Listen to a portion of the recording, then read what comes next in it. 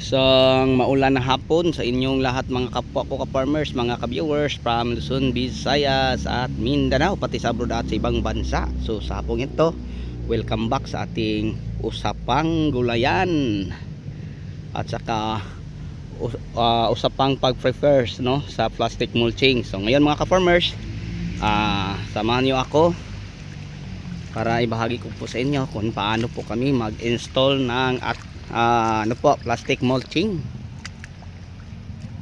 So meron tayong dalawang nag-install mga ka-farmers no, ng plastic mulching. So dini banda mga ka-farmers, share ko lang po sa inyo, ang itatanim po natin dini ay yung bell pepper no. So bell pepper ang ating itatanim dini.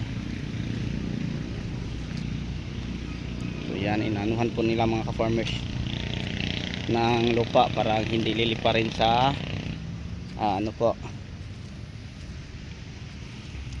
sa hangin.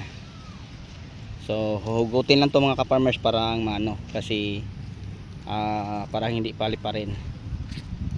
So ayan, kulang lang sa hugot mga ka-farmers no, parang magandang tingnan.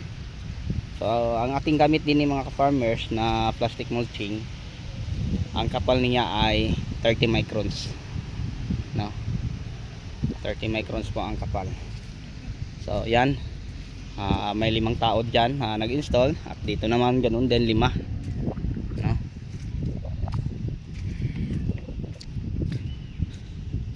So sa madaling sinta, sa lampo po sila lahat mga ka-farmers na nag-install. So yan ang taniman natin ng bell pepper. Ito naman ang siling sigang.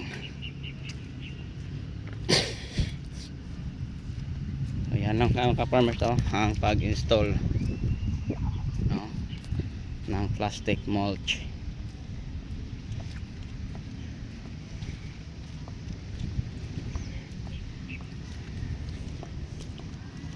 So, ganyan lang.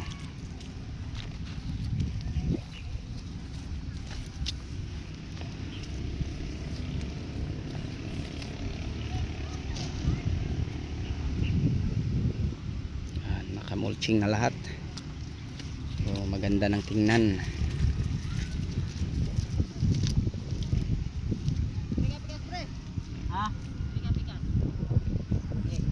Tinususok nila ng kawayan mga ka-farmers para hindi lilipa rin. Yan.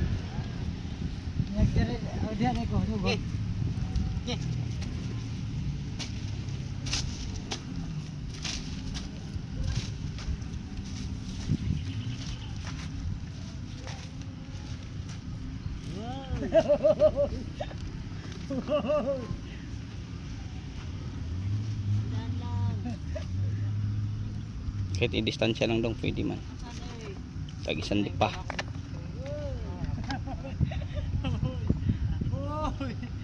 So ganyan lang mga ka-farmers no. So tinutusok namin sa kawayan and then inanuhan pa ng lupa. So yun po ang sabi ko sa inyo mga ka-farmers, na inaantay pa namin ang ulan bago namin i-mulching. So para ang lupa mga ka-farmers ay maano po siya, huping, masiksik mga ka-farmers sa ulan, kaysa takpan ko diretso na tuyo. Pag halimbawa ay magdilig tayo ng tubig, pag sa tubig mga ka-farmers, matangay po siya no, mapasama siya. So pag ganito mga ka-farmers, hindi na. Kaya yun ang diskarte namin. So basain bago takpan ng plastic mulching. So ulitin ko, ang ating plastic mulching na ating ginagamit po no, sa siling sigang at saka sa bell pepper, 3 feet po. Pwede po siya sa talong, basta single row lang. Tama na po ang 3 feet. So kahit ano namang brand, itong gamit, may iba na gamit ng Harvest no. So ang atin mga ka-farmers, hindi naman siya Harvest pero makapal din, 30 microns din. So ang bili natin 1.5 ang isang rolyo. 1.5 kasama sa delivery, parang 1.550 tinatamaan. So yan po. Okay, so mayroon dong nag-install, mayroon din yun po ng mga ka-farmers. So marami na silang na-installan ng mga linya.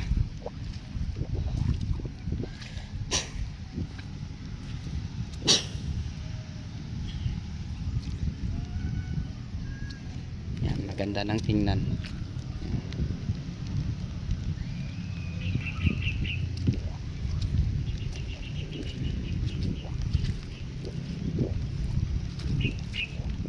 So maraming nagtatanong sa akin patungkol po sa ating tanim na ampalaya. So ngayon sana ngay maintindihan nyo, at saka sa tanim natin na kamatis, kung bakit daw hindi tayo gumamit ng plastic mulching. Okay, so ang dahilan po mga ka-farmers kung bakit hindi ako nagamit ng plastic mulching sa ampalaya, dahil po yung gitna araruhin pa namin, and then pagkatapos mga ka-farmers mararo or matiller, ihahagis namin ang lupa na nabungkal sa tiller, na ihagis namin sa puno. So pag mahagis na namin mga ka-farmers, kung may mga damo man ay mamamatay din. So ganun din sa ampalaya, ihahagis din namin mga ka-farmers ang ang lupa, kasi ang ampalaya at saka kamatis pareho lang po silang, no? Once na mahagisan natin ang lupa sa puno ay magkakaugat din. So yun po ang palagi kong sinasabi sa inyo, pag maraming ugat, maraming sanga. Pag maraming sanga, marami ding bunga. Bakit ko nasabing maraming bunga? Kasi marami ang makapagdala o makapagbigay ng bunga. Kaya nga mga ka-farmers, sa aking experience, mas maganda na subukan yung hindi mag-pruning. Wala namang mawawala mga ka-farmers, try nyo lang. So bilang isang farmer, may karanasan na sa pagpa-farming, ako mismo ang gumagawa ng experiments kung alin sa dalawang paraan ang may maraming harvest. So doon ko napatunayan na pag hindi tayo mag-pruning, maraming sanga o nagpapanindig sa ating ampalaya, yan mga ka-farmers, napatunayan ko na marami tayong ma-harvest. So ano lang sa ulan mga ka-farmers, yan. So sa awa ng Diyos, inulan na po tayo, dala ng bagyo o low pressure, no? So okay lang ang ulan mga ka-farmers, basta wala lang hangin, kasi pag hangin mga ka-farmers, mapuputol ang twine. Pero kung ang hangin ay hindi lang masyadong malakas, okay lang naman yon. So ayan po mga ka-farmers, ang ating ampalaya, ang bilis lang po nilang lumago. So maganda silang tingnan, nakakatuwa na. Yan na po sila. So ikutin ko lang to mga ka-farmers. Yan, sana ngay makaka-recover na to, dahil dehydrates po sila yung time na walang ulan, yung init lang palagi. Kawawa po sila mga ka-farmers. So asahan natin to na tuloy-tuloy na ang pag-recover. So napakaganda na po lang tingnan, ito na po sila.